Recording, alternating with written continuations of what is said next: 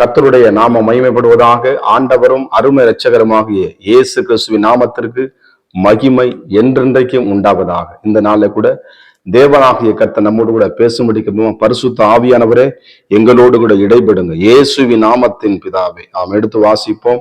சோதரம் ரோமர்கள் எழுதின 10ஆம் அதிகாரம் அதுல 1ஆம் வசனம் வாசிப்போம். ரோமர் 10:1. சகோதரரே, இஸ்ரவேல் ரட்சிக்கப்பட வேண்டும் என்பதே என் இருதயத்தின் விருப்பமும் நான் தேவனை நோக்கி செய்யும் விண்ணப்பமாய் இருக்கிறேன். கர்த்தருக்கு ஸ்தோத்திரம். விருப்பம். அப்ப இஸ்ரவேல் ஜனங்கள் ரட்சிக்கப்பட வேண்டும் என்று என்ன பண்ற விருப்பம் கொள்வ தேவன். ஸ்தோத்திரம். நாமளும் கூட அநேக பேர் ரட்சிக்கப்பட வேண்டும். முக்கியமாக நம்முடைய குடும்பத்தில் இருக்கிறவர்கள். நான் இயேசு ஏற்றுக்கொண்டேன். என்னுடைய குடும்பத்தில் இருக்கிற என்னுடைய தங்கை, என்னுடைய அண்ணன், என்னுடைய தங்கச்சி, என்னுடைய சித்தப்பா, ஸ்தோத்திரம், என்னுடைய அம்மா, என்னுடைய அப்பா, ஒருவேளை இயேசுவை அவர்கள் ஏற்றுக்கொள்ளாமல் அவர்கள் போனா எப்படி இருக்கும் வாழ்க்கை? அது எவ்வளவு பரிதபிக்கக்கூடிய நிலைமையா காணப்படும். எல்லாருடைய முடிவும் தேவனுக்கு முன்பாக நிற்கும். ஆண்டவருக்கு முன்பாக நியாயத்தனத்துல, சிங்காசனத்துல, வெள்ளை சிங்காசனத்துல எல்லா என்ன கண்ணை கூப்பிக்கப்படும் பொழுது எல்லாரும் அவருக்கு முன்பாக, ஒருவேளை இந்த பூமியிலே அவர்கள் இயேசு ஏற்றுக்கொள்ளாமல் போனாங்கன்னா, ஸ்தோத்திரம், லாசரு சொல்றான், சோதரான் ஐஸ்வர்யவான் என்ன பண்றான், அங்க போய் என்ன பண்றான், அவன் நரகத்துல அந்த பாதத்துல இருந்து வேதனைப்படுறான். அப்படியே நெரும்பு சுடுது. உடனே சொல்றான், ஆண்டவரே தகப்பனே ஆபிரகாமே, எனக்கு 5 குமாரர், எனக்கு 5 பேர் இருக்காங்க, அவங்க போய் என்ன பண்ணுங்க, என்னை பத்தி இயேசு பத்தி சொல்லுங்க அப்படின்னு சொல்லி 5 பேருக்கு சொல்றாங்க. இல்ல அதுக்கு பூமியில சுவிசேஷம் சொல்லப்படுகிறது, கர்த்தருடைய வார்த்தை பிரசங்கிக்கப்படுது. அதை அவங்க ஏற்றுக்கொண்டாங்கன்னா இந்த நரகத்துக்கு வரமாட்டாங்கன்னு சொல்லி அவன் சொல்லுகிறதை பார்க்கணும். அங்கே போய் பரிதபிக்கிறான். கர்த்தருக்கு மகிமை உண்டாவதாக. கூட பிறந்தவங்க இந்த இடத்துக்கு வந்துடக்கூடாது, என்னுடைய தாய் தப்பு நரகத்துக்கு போயிடக்கூடாதுன்னு சொல்லி அப்படிப்பட்ட உங்களுக்கு ஒரு விருப்பம், ஆண்டவரே இயேசுவை எப்படியாவது என் ஜனங்கள், என்னுடைய சொந்த பந்தங்கள், என்னுடைய குடும்பத்தார் ஏற்றுக்கொள்ள வேண்டும் என்று உங்கள் விண்ணப்பம் செய்திருக்கிறீர்களா? ஒருவன் நான் செவித்துக் கொண்டே இருக்கிறேன்னு சொன்னீங்கன்னா நல்லது.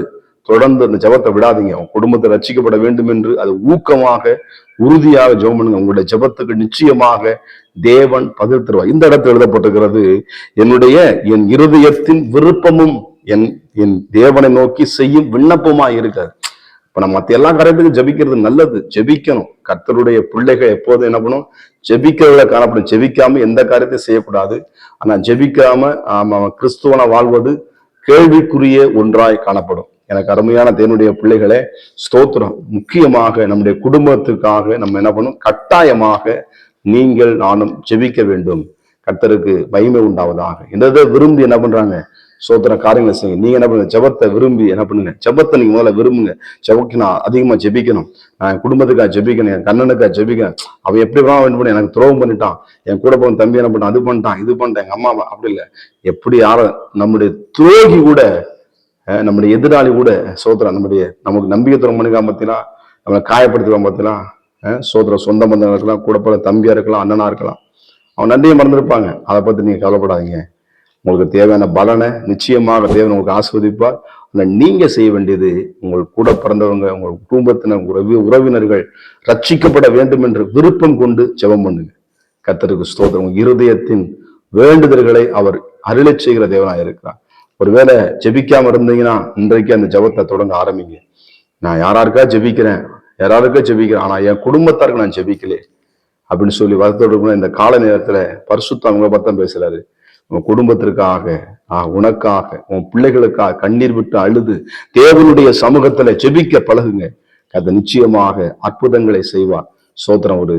அப்படித்தான் அந்த குடும்பத்துல ஒரு தாயர் என்ன பண்ணா, அவருக்காக, அவருடைய தன் மகனுக்காக அநேக நாட்கள் ஜெபித்து கொண்டே இருந்தாங்களாம். அவர் தண்ணியை போட்டு தான் என்ன பண்ணுவாராம், ரொம்ப பிரச்சனை பண்ணுவாராம். அவர் தகப்பனார் ரொம்ப அடாபிடித்தான் பண்ணி. ஆனா அவன் அம்மா குடும்பத்தினருக்காக தொடர்ந்து ஜெபித்து கொண்டே இருந்தாங்க. கர்த்தருக்கு ஸ்தோத்திரம். நாளடைவில் என்ன பண்ணாரு, கர்த்தர் ஜெபத்தை கேட்டு அவருடைய மகனை ரட்சித்து கர்த்தர் என்ன பண்றாரு, இன்னைக்கு நல்ல ஒரு தொழில் பண்றாங்க. ஆனாலும் ஊழியத்தையும் செய்கிறார். கர்த்தருக்கு மகிமை உண்டாவதாக.